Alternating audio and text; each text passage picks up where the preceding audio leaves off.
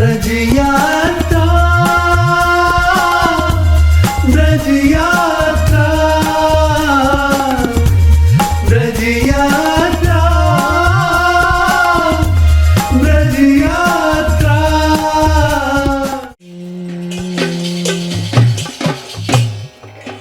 राधे कृष्ण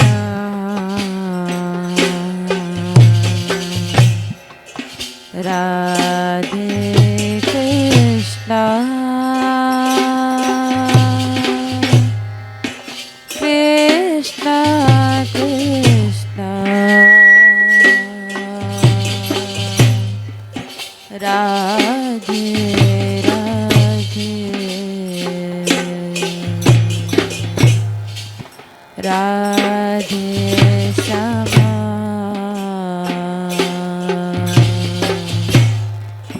राधे श्यामा श्यामा श्यामा राधे राधे राधे कृष्णा राधे कृष्णा कृष्णा कृष्णा राधे राधे राधे श्यामा राधे श्यामा श्यामा श्यामा राधे राधे राधे कृष्णा राधे कृष्णा कृष्णा कृष्णा राधे राधे राधे श्यामा राधे श्यामा श्यामा श्यामा राधे राधे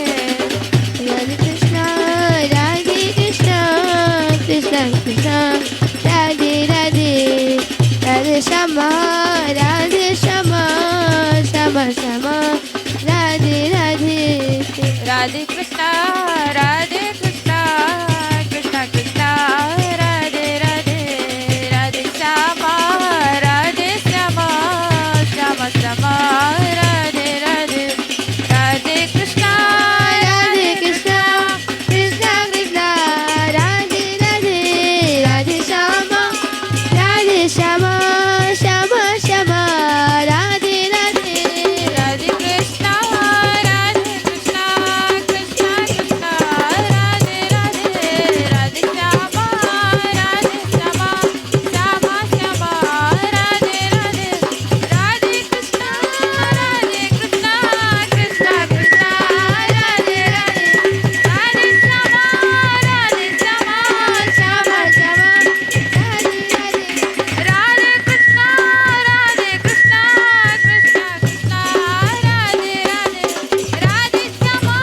राधे श्यामा श्यामा श्यामा राधे राधे राधे कृष्णा कृष्णा कृष्णा कृष्णा राधे राधे राधे श्यामा श्यामा श्यामा श्यामा राधे राधे राधे कृष्णा कृष्णा कृष्णा कृष्णा राधे राधे राधे श्यामा श्यामा श्यामा श्यामा राधे राधे राधे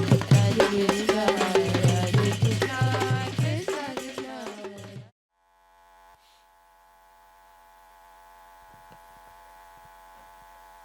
जय श्री राधे। श्री राधा रानी वार्षिक ब्रज यात्रा के क्रम में आज तीसरे दिन 27 अक्टूबर 2020 मंगलवार एकादशी को पिसाया गांव में पड़ाव है।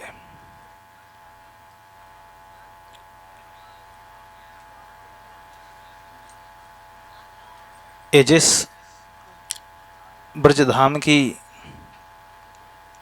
हम सब परिक्रमा कर रहे हैं, जिन लीला स्थलियों के मार्ग में दर्शन कर रहे हैं, ये सब कोई कोरी कल्पना नहीं है। ये वही दिव्य धाम हैं जिसके विषय में गर्ग संहिता में लिखा है, वेद नाग क्रोश भूमिम स्वधामना श्रीहरि स्वयं गोवर्धनम च यमनाम च प्रेषयामास भूपरि। 4 वेद 8 नाग यानी 84 कोस भूमि को दिव्य गोलोक धाम से इस धरा पर अवतार काल में भगवान ने भेजा। अवतार काल तो 5000 वर्ष पहले था, लेकिन ये भूमि अनादि भी है। अनादिकाल से यहाँ पर आकर के बड़े बड़े ऋषि महर्षियों ने उपासना की है। ध्रुव जी आदि प्रथम मनवंतर के सतयुग के प्रारंभ में यहाँ आए थे। उस समय भी यहाँ उनको शीघ्र इष्ट की प्राप्ति हुई थी। इस धाम में एक ऐसी शक्ति है जो बड़े जल्दी हमें इष्ट से मिला देती है। ऐसा बड़े बड़े रसिक महापुरुषों ने लिखा है, धाम और धामी में अन्योन्याश्रय है। अर्थात धामी की जब तक कृपा नहीं होती है, इस धाम के यथार्थ स्वरूप का ज्ञान किसी को नहीं हो सकता है। और जब तक इस धाम का आश्रय नहीं लिया जाएगा, धामी की दास्ता सिद्ध नहीं होगी। जैसे श्रीमद् राधा सुधानिधि में ये बड़ा प्रसिद्ध श्लोक है, यद राधा पद किंकरी कृतहृदाम सम्यक भवेद गोचरम ध्येयम नैव कदापि यद हृदि विना तस्या कृपा स्पर्शता यत् प्रेमामृत सिंधुसार रसदम पापैक भाजामपि तद वृंदावन दुष्प्रवेश महिमाश्चर्यम हृदय स्फूर्जतु।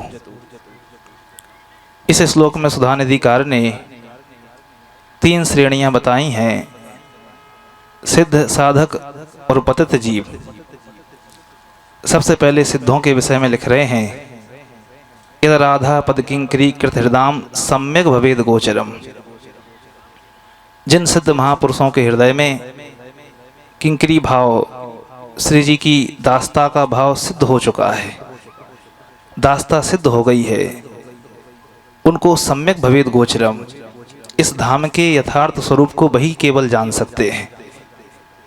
जो दूसरे नंबर पे हैं, साधक हैं, ध्येयम नैव कदापि यद हृदि विना तस्या कृपा स्पर्शता, उनके ऊपर श्री जी की कृपा है, उपासना कर रहे हैं, तो श्री जी की कृपा से थोड़ा थोड़ा उनको भी अनुभव होता है। लेकिन पूर्ण अनुभव तभी होगा जब श्री जी की दास्ता कैंकर भाव हृदय में आ जाएगा। तीसरे नंबर के वो हैं जो पतित जीव हैं, धाम में आकर के भी अपराध करते हैं, कह रहे हैं कि वो भी खाली नहीं लौटेंगे। यही तो धाम की दयालुता है, उदारता है, यहाँ से कोई खाली नहीं जाता है।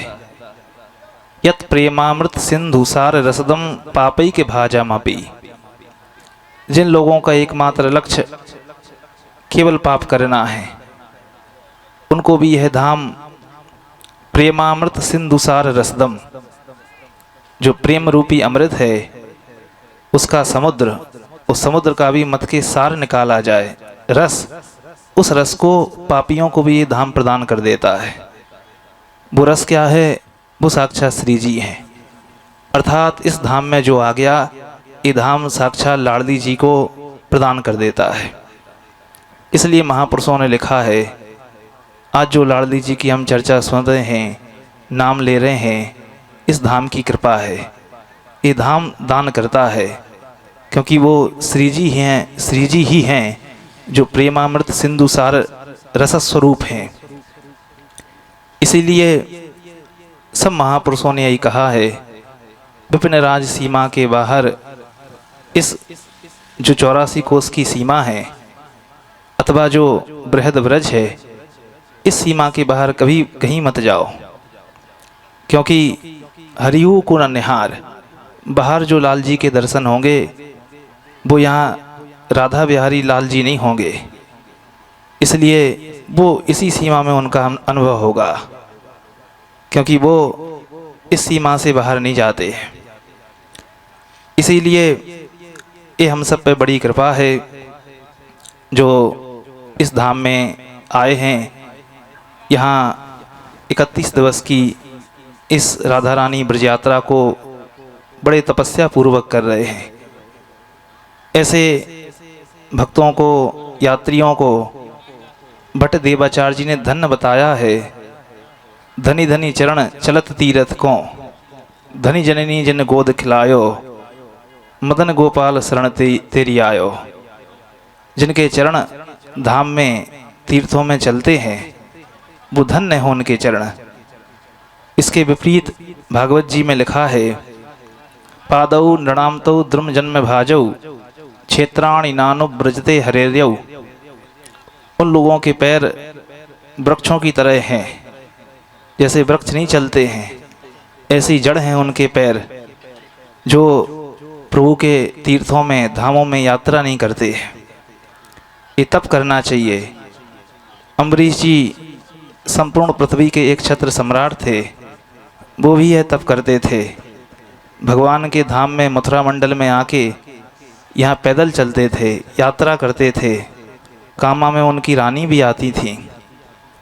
इसलिए ये बड़ी कृपा हो गई है, ये चरण धन्य हो रहे हैं जो इस यात्रा में निरापद चलते हैं।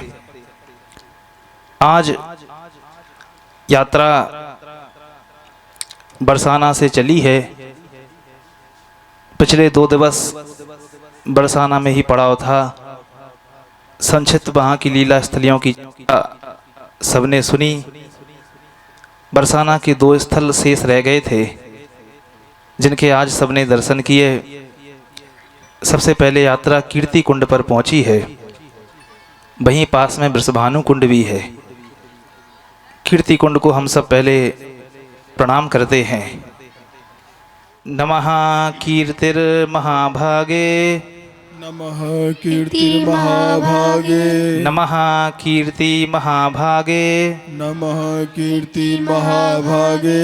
सर्वेषां गोव्रजौकसां, सर्वेषां गोव्रजौकसां, सर्वेषां गोव्रजौकसां, सर्वेषां गोव्रजौकसां। सर्वसौभाग्यदे तीर्थे, सर्वसौभाग्यदे तीर्थे, सर्वसौभाग्यदे तीर्थे, सर्वसौभाग्यदे तीर्थे। सुकीर्ति सरसे नमः, सुकीर्ति सरसे नमः, सुकीर्ति सरसे नमः। सुकीर्ति सरसे नमः। कीर्ति कुंड पर नारायण भट्ट जी ने लिखा है, कीर्तिश्च यत्र गोपी भी सह स्नानम समाचरेत। राधा रानी की मैया कीर्ति गोपी भी माने गोपियों के साथ में स्नानम समाचरेत, इस कुंड में आके स्नान करती थीं। उस कीर्ति कुंड को हमने देखा। उसी के समीप में वृषभानु कुंड भी है, जिसको भानुखर भी कहते हैं। उसको भी हम सब प्रणाम करते हैं। निर्धूत किल्बिषायैव, निर्धूत किल्बिषायैव, निर्धूत कल्विषायैव, गोपराज कृतायते, गोपराज कृतायते, गोपराज कृतायते, गोपराज कृतायते। वृषभानु महाराज, वृषभानुर्महाराज, वृषभानु महाराज, वृषभानु महाराज। कृताय सरसे नमः, कृताय सरसे नमः, कृताय सरसे नमः। कृताय सरसे नमः। भानुकुंड की का ये प्रार्थना मंत्र है। इसका भाव है निर्धूत किल्बिषायैव, यानी जितने भी किल्बिष हैं, शारीरिक मानसिक आदि, वो सब निर्धूत हो जाते हैं, सब धुल जाते हैं, जो इस कुंड में आचमन स्नान आदि करते हैं। महाराज वृषभानु जी द्वारा ये निर्मित है। स्वयं वृषभानु बाबा इस कुंड में स्नान करके ब्रजेश्वर महादेव जाते थे। जो महादेव जी वहाँ इष्ट रूप में विराजमान हैं, इष्ट सिद्धि के लिए उनका पूजन करते थे। कुछ वर्ष पूर्व इस कुंड का भी जीर्णोद्धार, सफाई इत्यादि मान मंदिर के द्वारा ही करवाई गई थी। यहाँ की एक लीला स्वामी हरदास जी ने भी केलीमाल जी में लिखी है, जिस लीला में ठाकुर जी आते हैं, श्री जी सखियों के साथ में वृषभानु कुंड में जल कीड़ा करने के लिए आती हैं। वहाँ युगल सरकार का मिलन होता है। स्वामी जी महाराज केलीमाल जी में वर्णन करते हैं। कहो यह काकी बेटी, कहो ये काकी बेटी, कहो यह काकी बेटी, कहो ये काकी बेटी, कहा दो कुमरी की नाव, कहा दो कुमरी को नाव, कहा दो कुमरी को नाव, कहा दो कुमरी को नाव। तुम सब रही हुई होरी उतार दे हो, तुम सब रही होरी उतार दे हो, तुम सब री हो ही उतरी दे हो, तुम सब रही होरी उतार दे हो, चल की ले जाऊं डोटा भाई बावरी है गाऊं, लेकिन डोटा भाई बगाऊं, चल की ले जाऊं डोटा भाई बावरो है गाऊं, चल की ले जाऊं डोटा भाई बावर गाऊं, कहो यह का की बेटी, कहो ये काकी बेटी, कहो यह का की बेटी, कहो ये काकी बेटी। सब सखियन मिली छिड़का खेलत झूलागी, सब सखियन मिले छिड़कन झूलागी, सब सखी मिली छिड़का खेलन झूलागी, सब सखी मिली छिड़का खेलन झूलागी। श्री हरिदास के स्वामी, श्री हरिदास के स्वामी श्यामा कुंज बिहारी, श्री हरिदास के स्वामी श्यामा कुंज बिहारी, श्री हरिदास के स्वामी श्यामा कुंज बिहारी। कहो यह काकी बेटी, कहो यह काकी बेटी। स्वामी जी महाराज जो साक्षात ललिता जी के स्वरूप हैं, केलीमाल जी में वर्णन करते हैं। श्री जी सखियों के साथ वृषभानु सरोवर में स्नान करने आई हैं। नंदगांव से नंदलाल आ जाते हैं और वहाँ सखियों से पूछते हैं, क्योंकि श्री जी बड़े ठाट बाट से आती हैं। श्याम सुंदर कहते हैं, कहो यह काकी बेटी, कहा दूँ कुंवरी को नाऊ। अरे सखियों, ये किसकी पुत्री है, इसका नाम क्या है? यद्यपि जानते हैं कि वृषभानु बाबा की पुत्री हैं, क्योंकि वृषभानु कुंड में और कौन स्नान करने के लिए आएगा। जानबूझ कर पूछते हैं। ललिता जी समझ जाती हैं। सखियों को ललिता जी रोक देती हैं। तुम सब रहो री हो ही उतर दही हो। सखियों तुम रुको, ये नंदलाल बड़े टेढ़े हैं, जानबूझ के ऐसा प्रश्न कर रहे हैं। मैं इनको सीधा करूंगी, मैं उत्तर देती हूँ। ललिता जी बोली, चल कि नहीं जाहू डोठा बाई बाबरो है गाँव। अरे डोठा, जाओ अपने नंदगांव में लौट जाओ। तुम जिस गांव के हो, बाबरो है गाँव, वो तो सारा गांव पागलों का है, तुम भी ऐसे ही पागल हो, लौट जाओ यहाँ से। सब सखी मिली छिड़का खेलन जुलागी। ठाकुर जी ने देखा कि हम जितने टेढ़े हैं ये तो हमसे भी ज़्यादा टेढ़ी हैं। बड़ा टेढ़ा जवाब दिया। शांत श्याम सुंदर खड़े हो जाते हैं। श्री जी सखियों के साथ मिलकर के और छिड़का खेलन जुलागी जल कीड़ा करने लगती हैं। लेकिन श्री जी बड़ी दयामय हैं, बड़ा कृपालु उनका स्वभाव है, करुणामयी हैं, पिघल जाती हैं, सोचती हैं कि देखो श्याम सुंदर के साथ ये तो बड़ा अन्याय किया इन सखियों ने।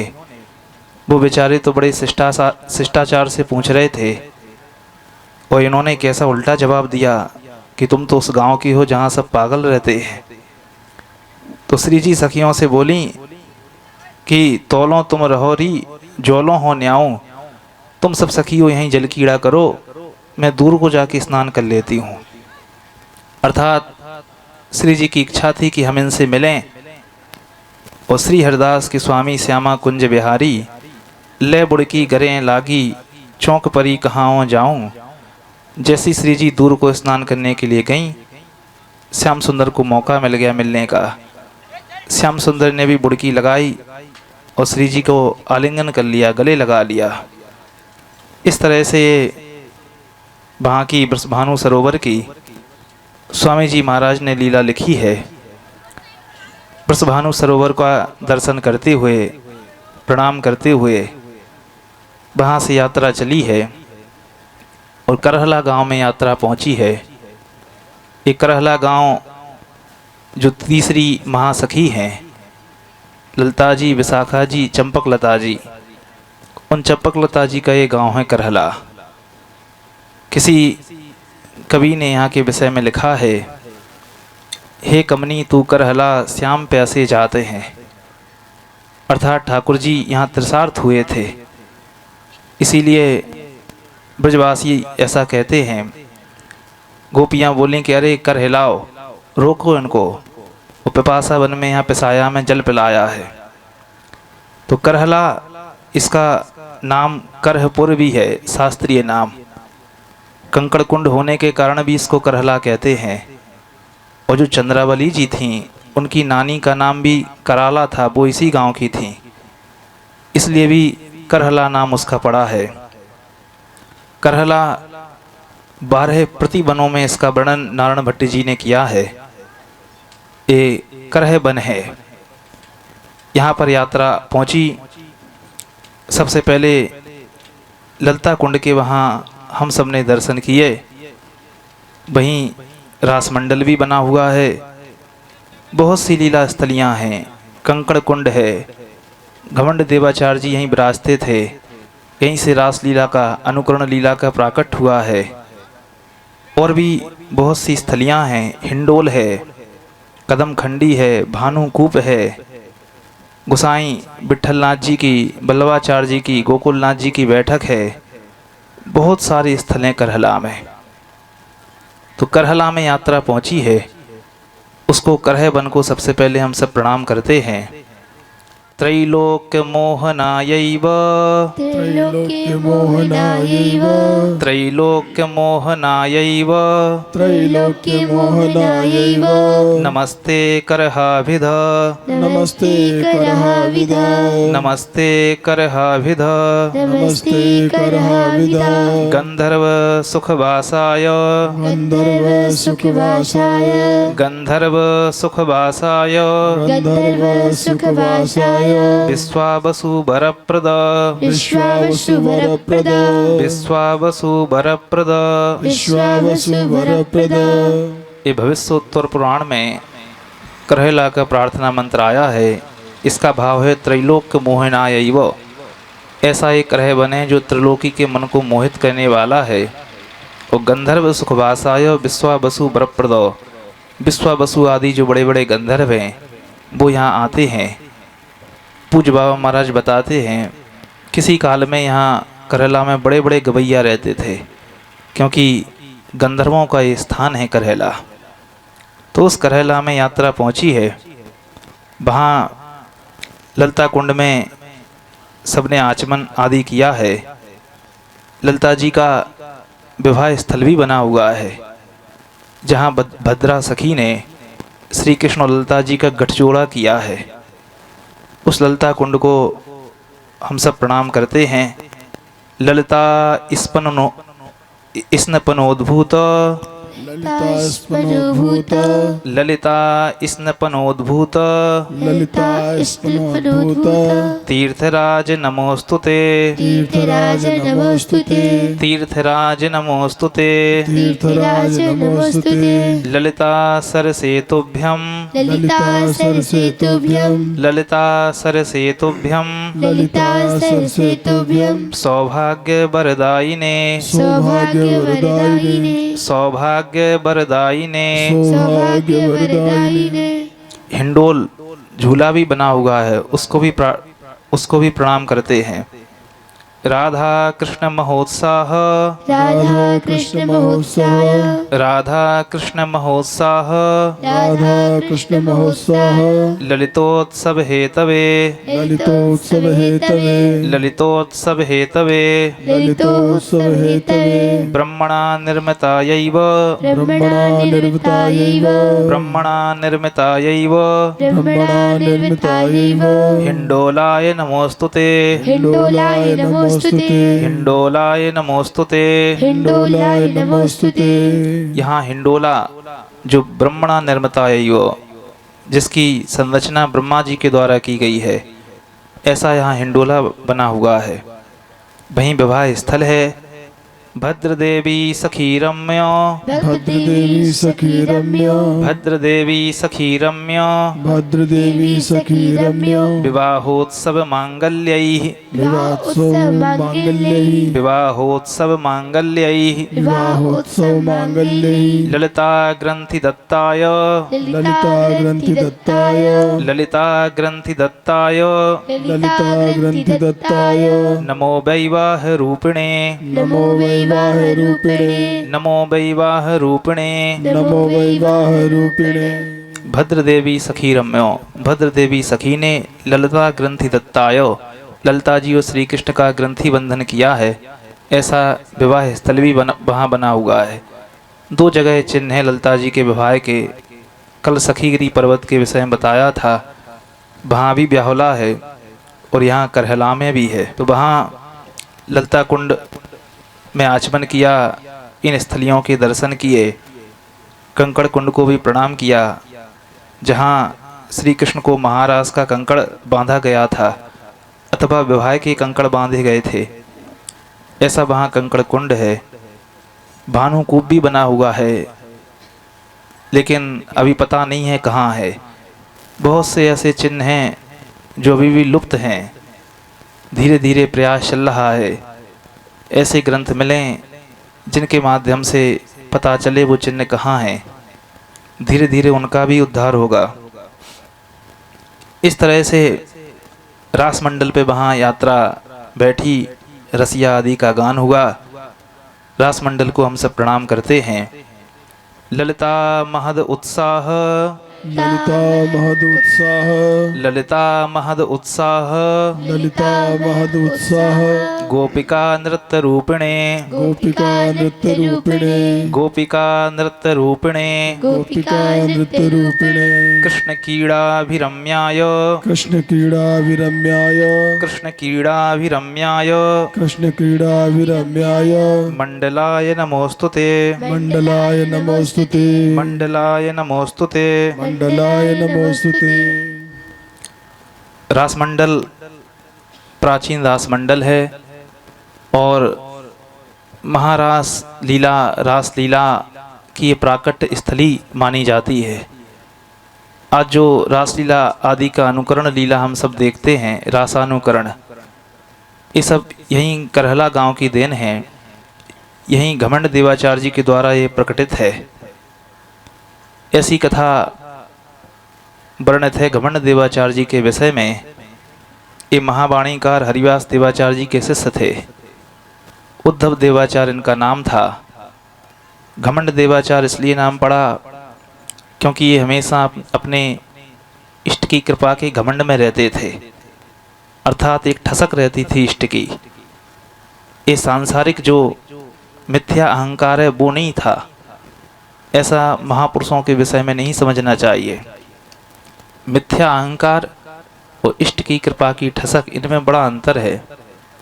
मिथ्या अहंकार जिसके अंदर होता है वो अहंकार होता है जन्मईश्वर सुतश्री भी रेदमान मदह पुमान नैवा हत्य विधातुम भई त्वाम किंचन गोचरम।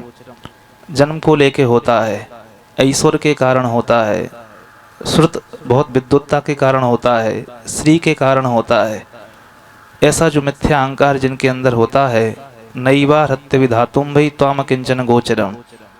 कुंती जी कह रही हैं कि वो तो भगवान का नाम भी नहीं ले सकते हैं, वो उपासना क्या करेंगे। उपासना तो अकिंचन करता है। इसी तरह से बलि जी के प्रसंग में लिखा है, जन्म कर्म वयो रूपो विद्यैश्वर धनादिवी यद्यस्य न भवेत स्तंभः तत्रायं मदनुग्रह। ये जो मिथ्या अहंकार है, जन्म को लेके, कर्म को लेके, वय आयु को लेके, ये सब तत्रायं मदनुग्रह, ये भक्तों के अंदर नहीं होता है, क्योंकि प्रभु की उनके ऊपर बड़ी कृपा होती है। तो इनको जो घमंड, इनका नाम पड़ा घमंड देवाचार, वो अपने इष्ट की कृपा का घमंड था। जैसे मानस जी में सुतीक्षण जी के विषय में लिखा है, अस अभिमान जाय जनि भोरे मैं सेवक रघुपति पति मोरे। वो कह रहे हैं कि ऐसा अभिमान, ऐसी ठसक कभी हमारे हृदय से दूर ना हो कि रघुनाथ जी हमारे स्वामी हैं, हम उनके सेवक हैं। ये भक्त के अंदर होनी चाहिए। ब्रज के रसकों ने जो श्री जी के दासी भाव में निमग्न रहते हैं, उन्होंने भी यही बात कही है, हमें राधे जू के बलम मानी पड़े रहत अलमस्त झकोरे सिर पर राधा रानी। कोई भय नहीं है, ऐसे ही पड़े हुए हैं, क्योंकि पता है सिर पर हमारी श्री जी विराजमान है। यही व्यास जी कह रहे हैं, ताके शरण रहत काकोडर कहत व्यास समझाए। अरे जब श्री जी हैं, सिर पर हैं, तो उनकी शरण में हम पड़े हुए हैं, हमें किसका भय होगा। इसलिए किसी से नहीं डरते हैं, सब छोड़ देते हैं। जन्म यत्र यत्र मम जन्म कर्म फिर नार के परमे पदेथवा। इसकी भी चिंता नहीं होती है कि कहाँ हमारा जन्म होगा, न स्वर्ग की न अपवर की कोई चाह नहीं होती है। ऐसी निर्भयता आ जाती है। तो इसलिए इनका घमंड देवाचार नाम पड़ा है। ध्रुवदास जी महाराज 42 लीला में भक्त नामावली में इनके विषय में लिखते हैं, घमंडी रस में घुमड़ रहो वृंदावन निज धाम बंसी बट तट बास कियो गायो श्यामा श्याम। श्यामा श्याम के अनन्य अनुरागी थे। वृंदावन में बंसी बट पे इनका निवास था। बाद में ये यहाँ करहला पधारे थे। ये कथा रास सर्वस्व ग्रंथ में लिखी हुई है कि एक बार बड़े बड़े महापुरुष व्याकुल थे, ब्रजवासी भी बड़े ब्रह से कातर थे कि श्री जी ठाकुर जी इनके दर्शन कैसे होवें। इष्ट दर्शन का ब्रह व्याप्ता है भक्तों को, महापुरुषों को।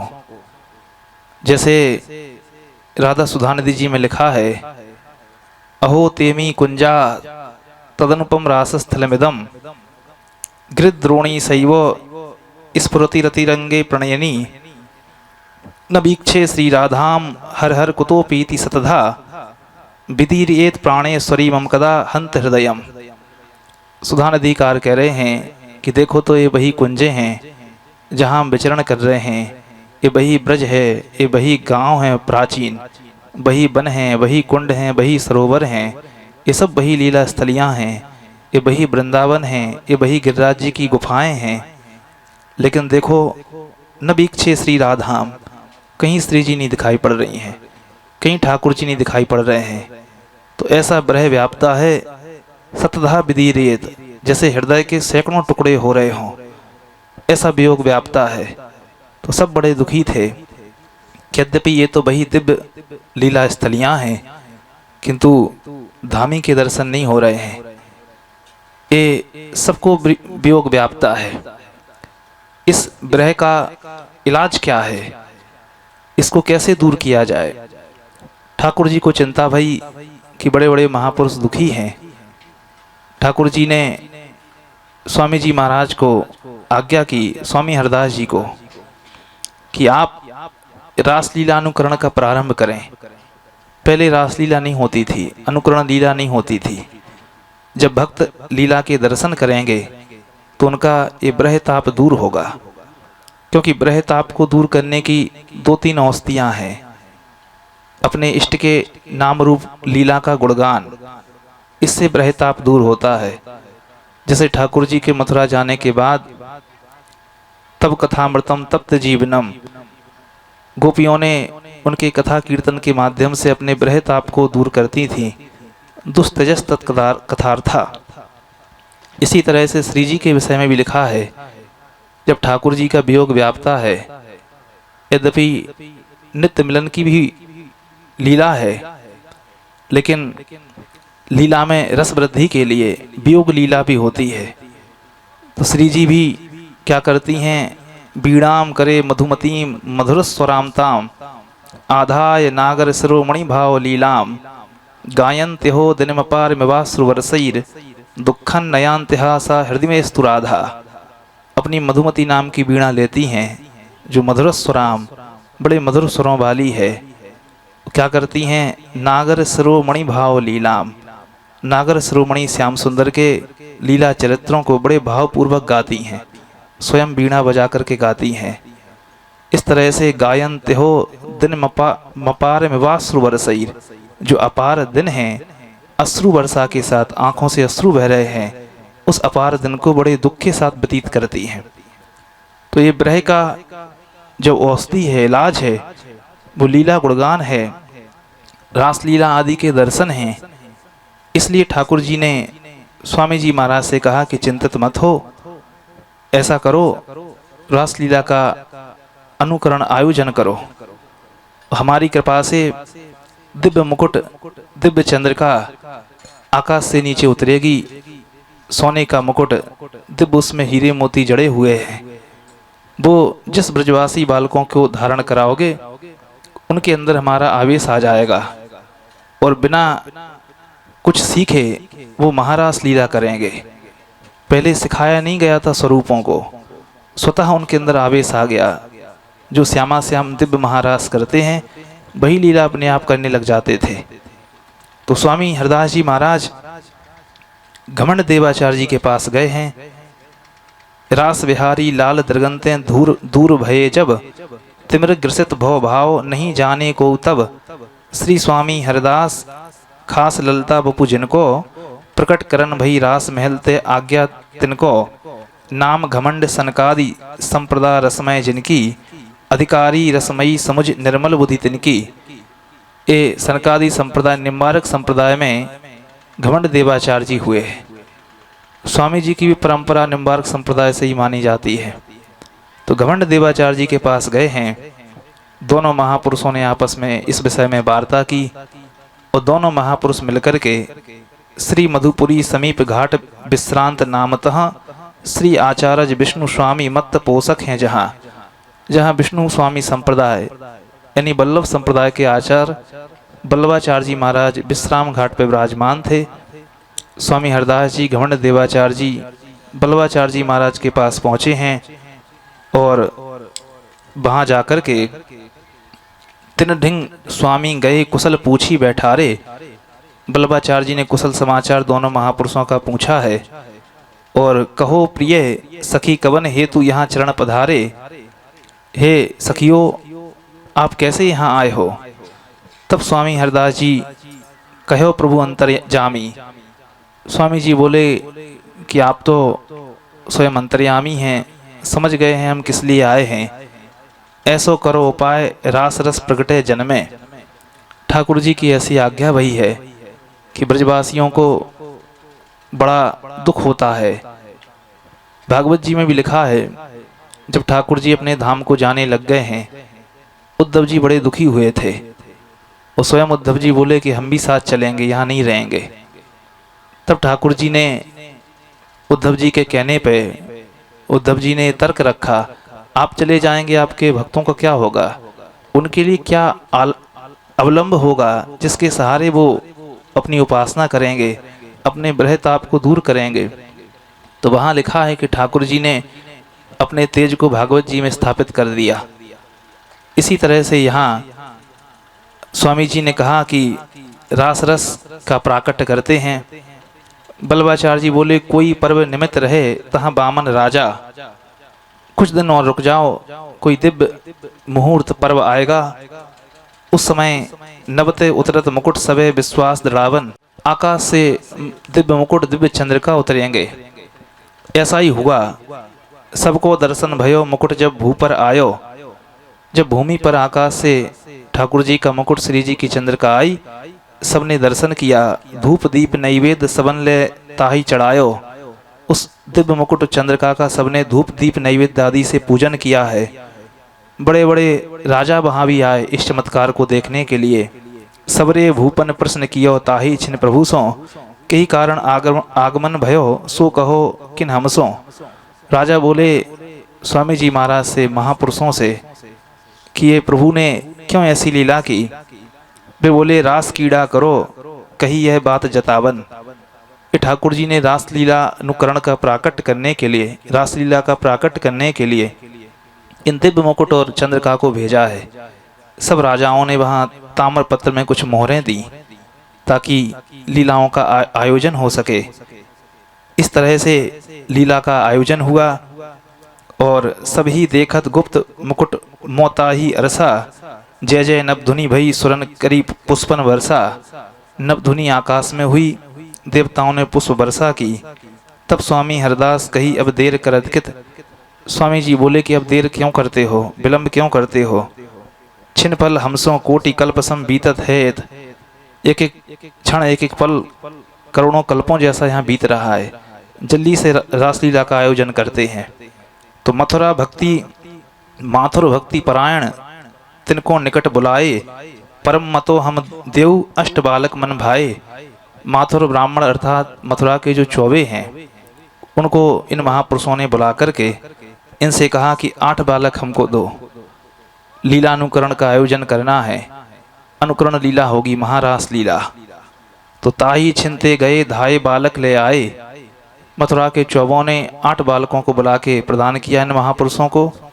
श्री स्वामी हरदास कियो श्रृंगार प्रिया को, जो वहाँ जो बालक प्रिया जी के स्वरूप बने, उनका श्रृंगार स्वयं स्वामी जी महाराज ने अपने कर कमलों से किया। और श्री आचार्य देव कियो मोहन रसियासों, और जो नंदलाल बने, श्याम सुंदर बने जो बालक, उनका श्रृंगार बल्लभाचार्य जी ने अपने हाथों से किया। पुनि वृंदावन आए रास मंडल निर्माण्यो। वृंदावन में रास मंडल का निर्माण किया गया। वेद पुराण शास्त्र तंतन जा रीत बखान्यो। तामधि जुगल किशोर थापि पुनि सखी पधराई। आपुन कियो समाज कृष्ण लीला तब गाई। वहाँ कृष्ण लीला का महापुरुषों के द्वारा गान किया गया। और महारास तब कियो लाल भय अंतर ध्याना। महारास लीला वहाँ हुई, उसमें ठाकुर जी अंतर ध्यान हो गए। बन बन ढूंढत फिरे सखी कर कर गुनगाना। जो सखियों का समूह था, जो बालक सखी बने थे, वो बन बनांतर में ठाकुर जी को खोजने लग गए। मुखिया सखी जो संग ताही प्रिय छोड़ गए जब। जो जहाँ की तहाँ रही पाई नाही तब। अर्थात जो रास पंचाध्यायी में जो क्रम है, उसी क्रम से जो मुख्य सखी थी यानी श्री जी जो बनी हुई थी, उनको भी आगे ठाकुर जी छोड़ गए थे। इस तरह से वो सखी सब मिली और सब सखी एकदम वहाँ से अंतर ध्यान हो गई। रसिक जनन के हृदय भयो अति ही दुख दावन। प्रथम ग्रास में भयो मक्षिका को यह पातन। सब रसकों को बड़ा दुख हुआ। ये तो पहले ही बार में ऐसा हो गया। जो 8 बालक थे सब यहाँ से अंतर ध्यान हो गए, गायब हो गए। अब क्या करें। माथुर अपने पुत्रन को मांगन जब आए, मथुरा के चौबों को पता पड़ा कि हमारे सब 8 लड़के गायब हो गए। अब मथुरा के सब ब्राह्मण आए और बोले कि हमारे पुत्रों को लाओ। तब महापुरुष बड़े चिंतित हो गए। तब उनसों यह कहो नहीं हमको कहूँ पाए। अति झगड़ो तिन कियो तबे यह करी वार्ता। ब्रजवासी हैं, बड़ा झगड़ा किया उन्होंने, कहीं से लाओ बालक लाओ हमारे। तो सब महापुरुष बोले तुम्हारे पुत्रन को जो भई है तदाकारता प्राप्त हो गई तुम्हारे बालकों को। और तदाकारता जब प्राप्त हो जाती है तो प्रभु में साक्षात भक्त लीन हो जाता है। जैसे मीरा जी आदि के विषय में लिखा है, साक्षात रणछोड़ राय में लीन हो गई थी सशरीर। तो ऐसी तदाकारता उनको प्राप्त हो गई रासलीला का अनुकरण करने से।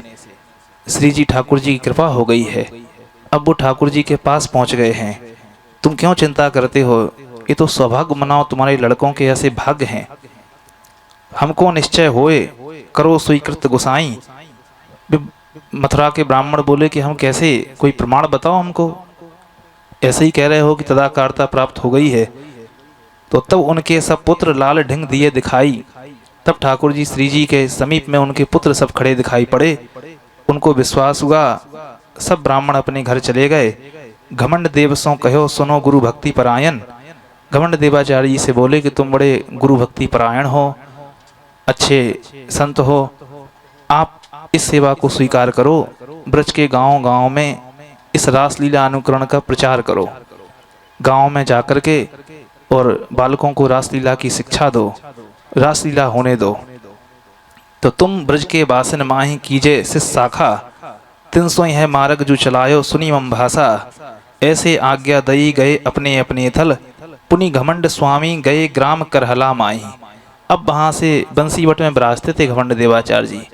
तो वृंदावन से इन महापुरुषों की आज्ञा लेकर के यहाँ करहला में पधारे हैं। और उदय करण अरु खेम करण द्वय भ्राता दुजबर। तन्ही सो यह रास प्रथा चली सुनो रसिकबर। यहाँ करहला गांव में उदय करण और खेम करण नाम के 2 भाई थे। वो सबसे पहले रासधारी स्वामी बने, उनसे ही आगे प्रथा चली है। इस तरह से घमंड देवाचार्य जी ने यहीं से रासलीला का प्रारंभ किया है। वो करहला गांव है, वहाँ का रास मंडल हम सब ने देखा, रास बिहारी के दर्शन किए हैं। करहला गांव से जब यात्रा चली है तो आगे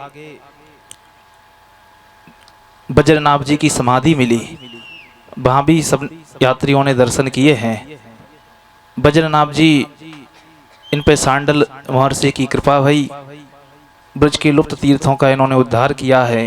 कलयुग के प्रारंभ में परीक्षित जी के साथ में यहाँ आए थे ब्रज में, और सांडल ऋषि ने यहाँ कृपा की है इन पे। उन्होंने बहुत से देवों का स्थापन किया है। इनके विषय में ऐसी प्रसिद्धि है कि इन्होंने 4 देव 2 नाथ 2 गोपाल बखान। वज्रनाभ प्रकटित यही 8 मूर्ति जान। 8 विग्रह इन्होंने प्रकट किए थे, उनकी स्थापना की। 4 देव 2 नाथ और 2 गोपाल। 4 देव थे गोविंद देव जी, केशव देव जी, हरदेव जी और बलदेव जी। और 2 नाथ हैं श्रीनाथ जी, गोपीनाथ जी। और 2 गोपाल हैं साक्षी गोपाल और मदन गोपाल यानी मदन मोहन जी। ये 8 विग्रह बज्रनाभ जी द्वारा स्थापित हैं। तो बज्रनाभ जी ने बहुत बड़ा कार्य किया ब्रज सेवा का। उनकी यहाँ समाधि बनी हुई है। यद्यपि कुसुम सरोवर पे इन्होंने उद्धव जी के द्वारा कृष्ण कथा का श्रवण किया है। और जो लीला स्थलियाँ हैं, जो गांव हैं, बरसानानंद गांव इत्यादि, ये सब बज्रनाभ जी ने ही बसाए हैं। तो बज्रनाभ जी की समाधि का दर्शन किया। वहीं बैठकें हैं बल्लभाचार्य जी की, गोसाई जी की, गोकुलनाथ जी की। और वहीं पास में हवेली मड़ोई गांव है, जहाँ पे आज भी वो मुकुट विराजमान हैं। वर्ष में एक बार उसके दर्शन कराए जाते हैं। इस तरह से एक करहला की संक्षिप्त कथा है। करहला से आगे चल करके यहाँ पिसाया के लिए यात्रा चली है। इसको पिसाया का शास्त्रीय नाम पिपासा वन है। पहले इसका प्रार्थना मंत्र बोल के इसको प्रणाम करते हैं। प्रेत त्रंग मुक्तये तुभ्यं, प्रेत त्रंग मुक्तये तुभ्यं, प्रेतत्रंग मुक्तेभ्यं पिपासाख्य बनायते, पिपासाख्य बनायते, पिपासाख्य बनायते। पिपासाख्य नमः प्रेतत्वनाशाय, नमः प्रेतत्वनाशाय, नमः प्रेतत्वनाशाय, नमः प्रेतत्वनाशाय, तापार्ति हरये नमः, तापार्ति हरये नमः, तापार्ति हरये नमः। तापार्ति हरये नमः। इस मंत्र का भाव है जहाँ हम सब विराजमान हैं, यात्रा का पंडाल लगा हुआ है, ये सब पिपासा वन का क्षेत्र है। इस मंत्र में नारायण भट्ट जी लिखते हैं, प्रीत तरंग मुक्तये तुभ्यम, प्रीत भाव की यहाँ मुक्ति हो जाती है। और नमः प्रीतत्व नाशाय तापारती हरे नमः, पाप आरती कष्ट आदि इन सब का यहाँ हरण हो जाता है। ऐसा ये पिपासा वन है। ब्रजवासियों की भाषा में यहाँ ठाकुर जी ने अपनी प्यास को बुझाया था, रस पान करके, दुग्ध दही पान करके। कई भाव है। पिपासा वन में जैसी यात्रा यहाँ आई, यहाँ के ब्रजवासियों ने बहुत यात्रा का स्वागत किया, सबको केले बांटे, दूध पिलाया। यहाँ के सब ब्रजवासी बड़े भक्त हैं। ठाकुर जी ने इनको दान करना सिखाया था 5000 वर्ष पहले। आज भी वो गांव-गांव में दिखाई पड़ता है। निसंकोच भाव से बड़े उदारता पूर्वक देते हैं। तो सब यात्रियों की बड़ी ब्रजवासियों ने सेवा की है। वहाँ से यात्रा आगे चली। यहाँ मार्ग में आकाश गंगा जो जल भरा हुआ था वो आकाश गंगा का जल है। यहीं आगे मंदाकिनी कुंड है, वहाँ से आकाश गंगा का जल आता है। गंगा जी को त्रिपथगा कहा गया है। आकाश में स्वर्गलोक में आकाश गंगा के नाम से, यहाँ भूलोक में भागीरथी गंगा और नीचे पाताल गंगा। तो जो मंदाकिनी जी हैं, उनकी इच्छा थी कि हमको भी ब्रज में वास मिले। सब तीर्थ ब्रज में आते हैं। क्यों आते हैं? ठाकुर जी श्री जी की ये लीला स्थली है। इस यहाँ आकर के वो कृतार्थ हो जाएंगे। जैसे गंगा जी के विषय में लिखा है, साधवो न्यासना शांता ब्रह्मष्ठा लोक पावना हरंत हम तेंग संगा ते स्वास्थ्य यज्ञविद हरि। जिन भक्तों के हृदय में भगवान के चरण कमल विराजमान हैं, ऐसे भक्तों की प्रतीक्षा करती है गंगा जी। ऐसे भक्त हम में आके स्नान करें, हमारा कल्याण होगा। तो जो ब्रजभूमि जहाँ अनंत कोटि भक्तों की चरण रज पड़ी हुई है, जहाँ ठाकुर जी श्री जी की चरण रज है, वहाँ क्यों गंगा जी निवास नहीं चाहेंगी? तो गंगा जी मंदाकिनी जी यहाँ आकर के उन्होंने वास किया है। और पिपासा वन की बड़ी कथा है। यहाँ का बड़ा चमत्कार भी प्रसिद्ध है। इस वन से कोई लकड़ी नहीं ले जा सकता है। कोई यदि लकड़ी ले जाता है तो उसके घर में कुछ ना कुछ अनिष्ट जरूर होता है। आग लग जाएगी, झगड़ा हो जाए, किसी की मृत्यु हो जाएगी। इसलिए इस चमत्कार के कारण ये वन सुरक्षित है, बड़ा सघन है। यहाँ पिपासा वन में पूज्य बाबा महाराज के जो सदगुरुदेव थे, प्रिया शरण बाबा महाराज, उनकी ये भजन स्थली रही है। बहुत वर्षों तक उन्होंने यहाँ भजन किया है। यहाँ जब भी यात्रा पहले आती थी, यात्रा में भी कई बार बड़ी घोर बारिश होती थी। सब यात्री रात भर भीगते हुए कीर्तन करते हुए यात्रा करते थे। पिपासा वन की जो प्रसिद्ध कथा है, यहाँ अश्वत्थामा जी हैं, आज भी हैं। यात्रा में ऐसे चमत्कार हुए हैं। एक बार पूज्य बाबा महाराज कीर्तन कर रहे थे रात्रि में। कोई एक संत बड़ी बड़ी जटाएं अचानक आए और वहाँ से अचानक अंतर ध्यान हो गए। किसी ने जब बाबा महाराज से पूछा तो उन्होंने कहा कि ये अश्वत्थामा जी थे, आज भी वो हैं, यहाँ हैं। क्योंकि सप्त चिरंजीवी में अश्वत्थामा का भी नाम है। वो चिरंजीवी हैं, मरते नहीं हैं। लेकिन उनको बड़ा कष्ट था। उनका कष्ट यहीं ब्रज में दूर हुआ, यहीं उनको शांति मिली। कथा भागवत जी में प्रसिद्ध है। जब भीम ने दुर्योधन की जंगा को तोड़ दिया था, यदा मृदे कौरव संजयानाम वीरे स्वतो वीर गतिम गतेषु ब्रकोदरा विद्य गदा विमर्श भगनोरु दंडे धृतराष्ट्र पुत्रे।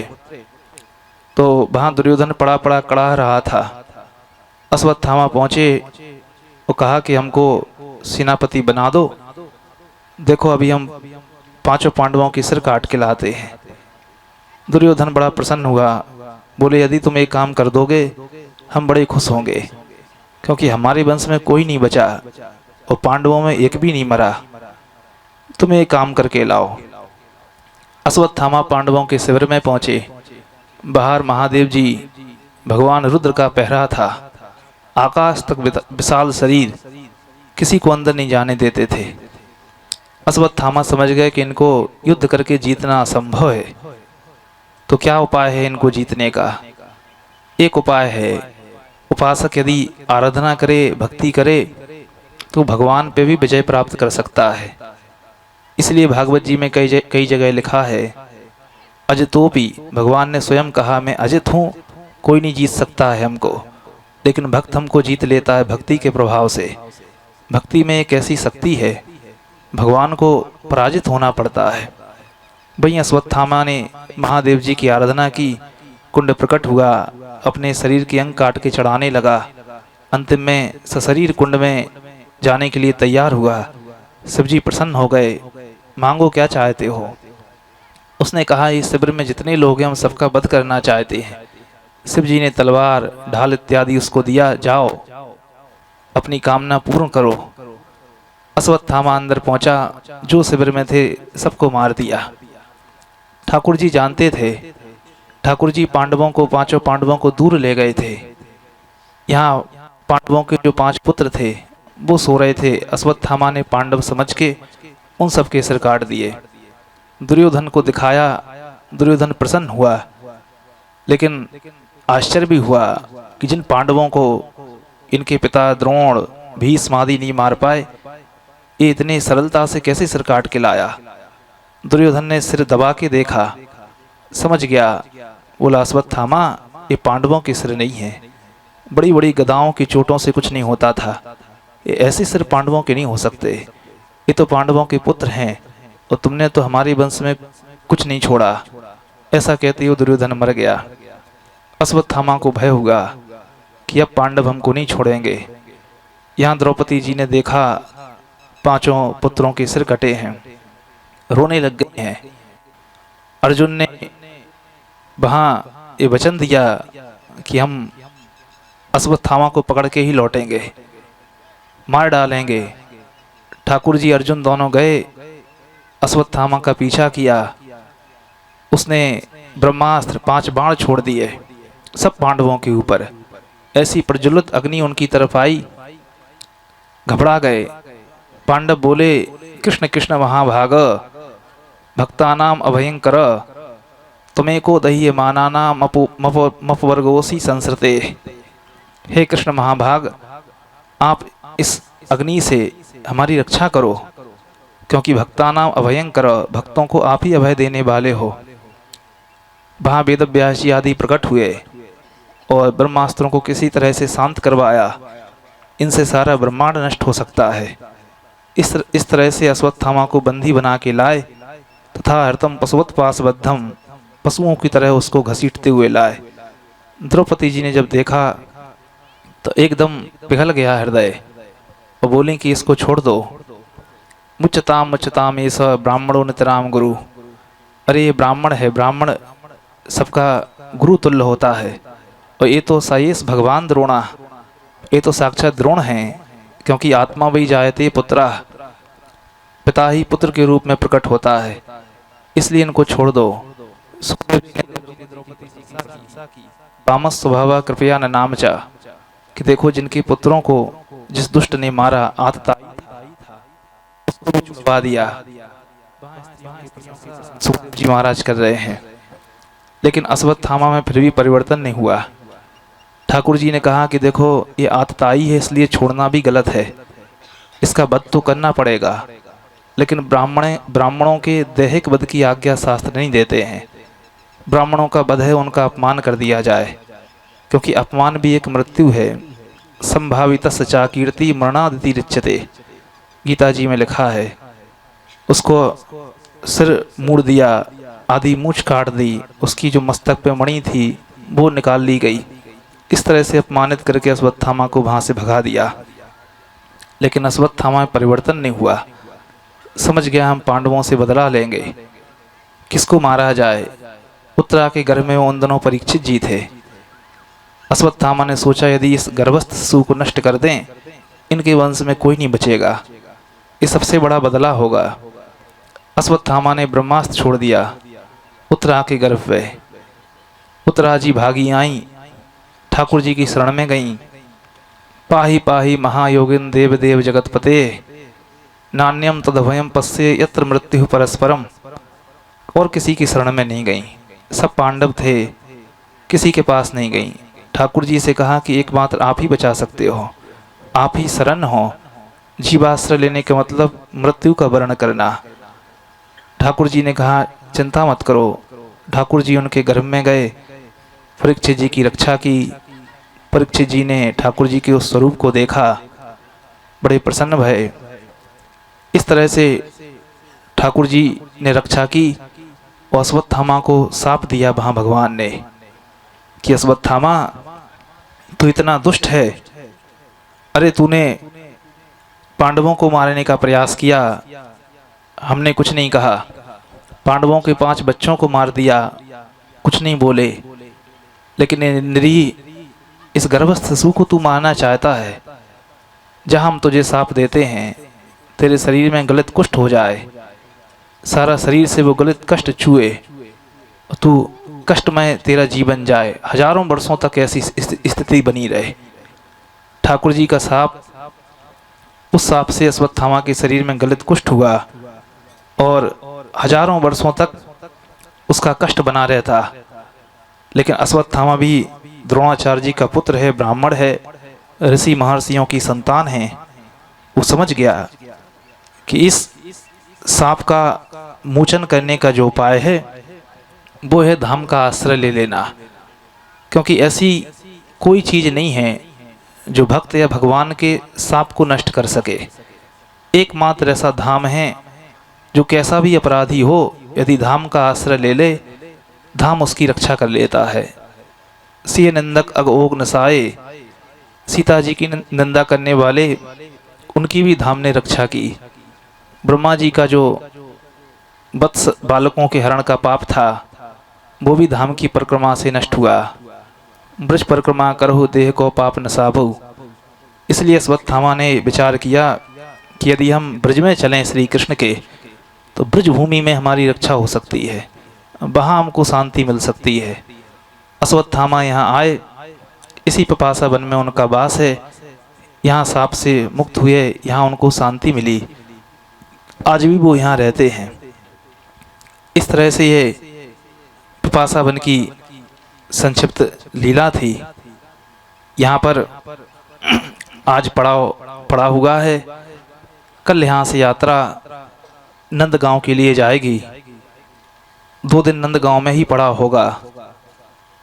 यहाँ से यात्रा चलेगी और लोधोली, आंजनोख, प्रेम सरोवर संकेत होते हुए कल नंदगांव में यात्रा पहुंचेगी। ये संक्षिप्त यहाँ की कथा थी। जय श्री राधे।